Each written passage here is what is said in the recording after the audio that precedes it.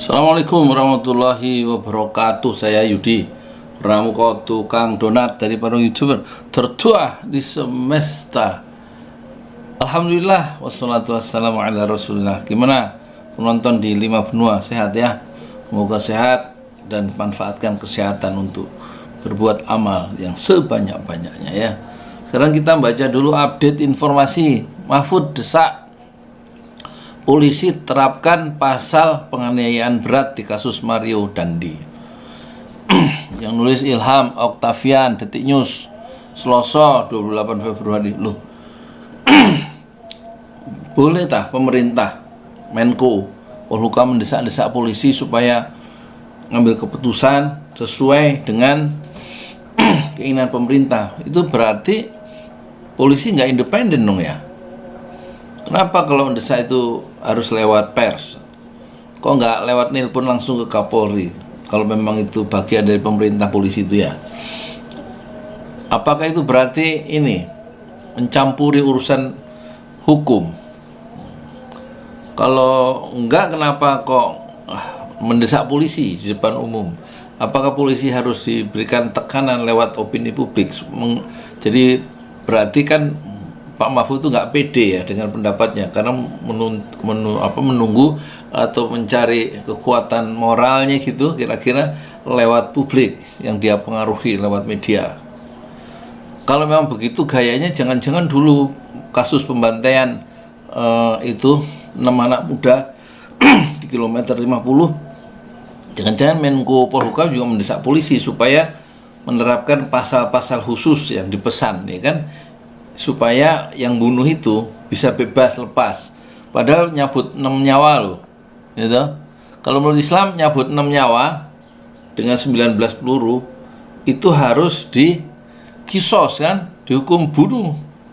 Tapi bisa lepas tuh, alasannya mungkin udah diatur ya, mungkin saya nggak tahu ya. Saya selaku Menteri Menko, Menteri Koordinasi Perdonatan atau Donat Indonesia kan menduga sebagai rakyat, jangan-jangan pakai pasal itu aja yang bunuh, jadi nanti biarin masuk pengadilan tapi nanti bisa divonis lepas, artinya kejahatannya terbukti membunuh tapi nggak bisa dipenjara dan nggak bisa dipecat sebagai polisi gitu ya. Itu sih pikiran saya sebagai orang awam loh. Jadi akhirnya biarin aja ikuti proses peradilan. Nanti karena udah diarahkan sama Pak Menko misalnya begitu, Pak Men, ini kira-kira saya, jadi kasih pasal ini aja sehingga nanti yang bunuh itu, yang polisi itu bisa lepas. Udah itu aja, pakai pasal itu. Nah, soal CCTV yang barang bukti yang hilang, ya nggak usah diurus itu. Soal apa? Fokusnya dilokalisir aja ke yang bunuh. Yang merintahkan pembunuhan ya nggak usah dibahas nanti di pengadilan, ya kan.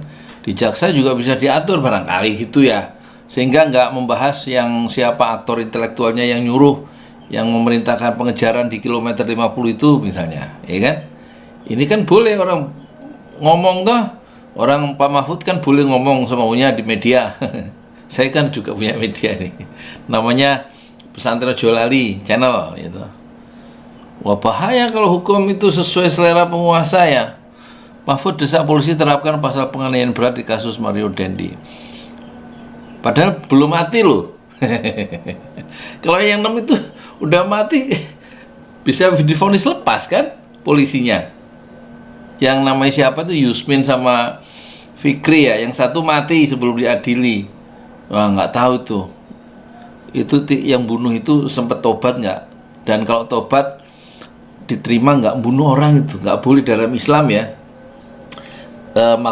Maqasidus syariah itu, tujuan syariat Islam diturunkan tuh ada 5. Salah satunya di samping menjaga akal, jangan minum, jangan narkoba supaya akalnya sehat ya.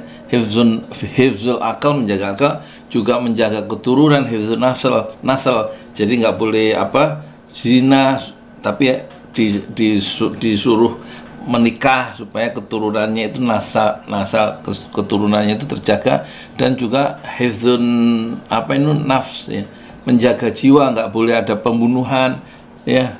yang memang tidak dibenarkan. Kalau kisos dibunuh lagi boleh karena dia membunuh, itu boleh. Tapi kalau membunuh secara semena-mena, dibantai, disiksa dulu 6 orang itu, anak-anak muda pengawal Habib Rizik, itu kan bukan keputusan pengadilan, itu kan pengadilan jalanan, bukan pengadilan. Nah, preman lah ya, bunuh orang semaunya kan, 19 peluru. Itu kan harusnya dikisos itu. Dihukum bunuh lagi kalau menurut Islam, gitu. Oke lah, kita nggak menganut hukum Islam di Indonesia, pakai hukum positif. Tapi masa hukumannya bisa lepas, vonis lepas. Padahal sudah mencabut 6 nyawa polisi anggota Polda Metro Jaya itu ya. Ini piye toh Pak Mahfud ini sebenarnya ini. Jadi rupanya jangan-jangan ada usaha ya mengatur pasal-pasal itu.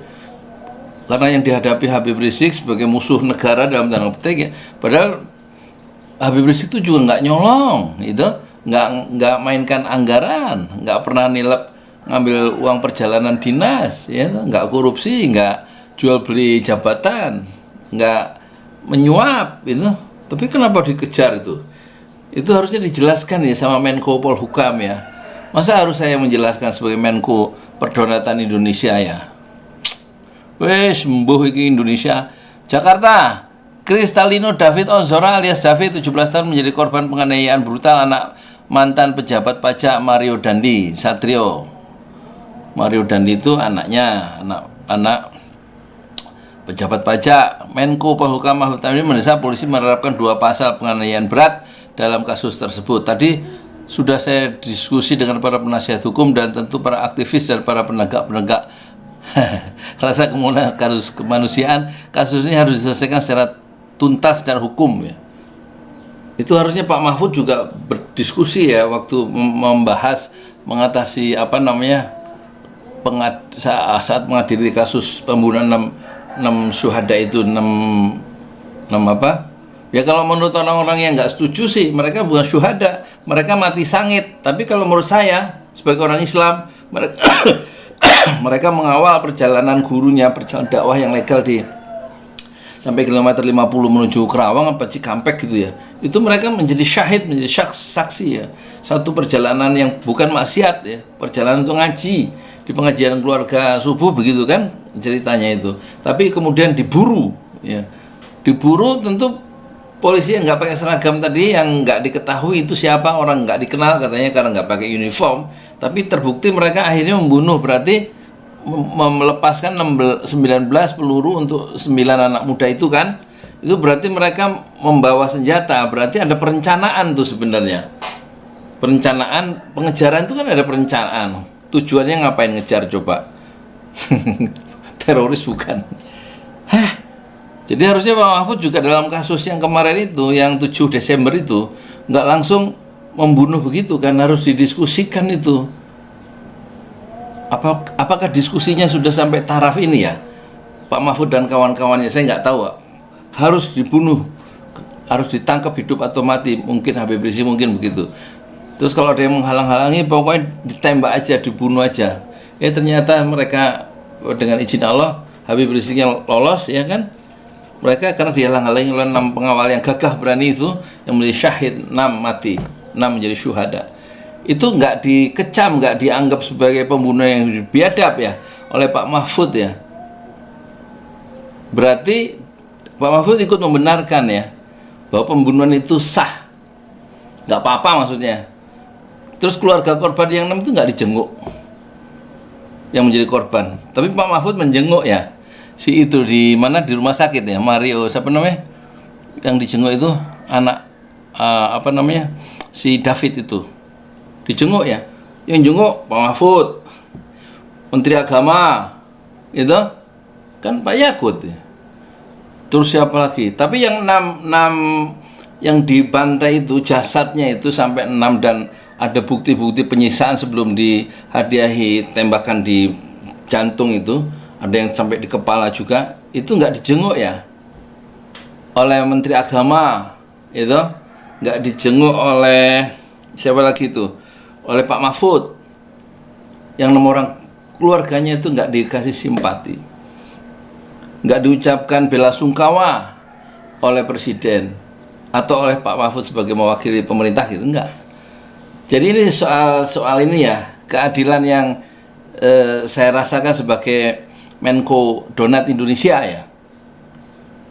Itu aja. Udah nggak saya terusin, saya cuma mau ngomong sama Pak Mahfud ya. Itu nanti urusannya gimana tuh Pak Mahfud di akhirat bunuh orang itu.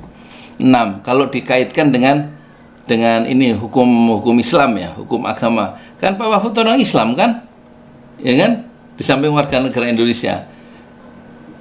Kan akan berlaku itu. Al-yauma nakhtimu ala afwahihim. Pada hari kiamat itu kami kunci afwahihim, mulut, nggak bisa ngomong tuh Pak Mahfud, nggak bisa ngomong lagi nanti di akhirat kan. Wa tukallimuna aidihim, nanti tangan yang ngomong. Dulu pernah bunuh, lepaskan pelor, menandatangani ya perencanaan pembunuhan atau apalah, menugaskan untuk mengejar Habib Rizik dan kawan-kawan. Wa tukallimuna aidihim, ya mereka tangannya itu akan bicara, mulut dikunci, digembok. Di surat Yasin ayat 65. Wah, apalagi? Wa tashhadu arjuluhum. Kaki melangkah itu kemana? Dikejar sampai ke kilometer 50. Kaki melangkah dari pusat perencanaan di mana? Mungkin di Polda Metro Jaya, mungkin ya, saya nggak tahu. Terus melangkah ke mobil atau nggak tahu saya gimana. Itu kaki melangkah, nanti bicara, kaki menjadi saksi untuk kejahatan yang dilakukan itu. Mulut nggak bisa ngomong seperti sekarang sih, ngomong bisa bikin konferensi pers itu sambil bawa pedang, enggak. Terus konferensi pers di depan wartawan, tapi nanti digembok gitu Pak Mahfud ya. Saya mengetuk hati kecil Pak Mahfud soal keadilan yang begini-begini yang belum selesai. Ini nanti ketika rejim berakhir, dan pasti berakhir, nggak ada rejim yang seumur hidup pun juga berakhir. Soekarno itu yang diangkat presiden seumur hidup oleh partai Partai Nahdlatul Ulama di parlemen, berakhir tuh presiden seumur hidup Soekarno. Pak Harto berakhir 32 tahun. Jokowi berakhir sebentar lagi 2 periode. Katakan dia 3 periode menunda pemilu dan lain-lain, nanti berakhir juga. Dan akan menerima akibatnya biasanya keputusan-keputusan politik yang jauh dari keadilan ya. Allah yang akan melaksanakan rencana-rencana sendiri. Manusia boleh punya rencana, Pak Mahfud boleh punya rencana, tapi Allah punya rencana, dan rencana Allah itu yang terlaksana. Saya Yudi Pramuko, tukang donat dari Parung Hijau, tertua di semesta Fasbir Sabrun Jamilah. Bersabarlah dengan kesabaran yang indah. Assalamualaikum warahmatullahi wabarakatuh.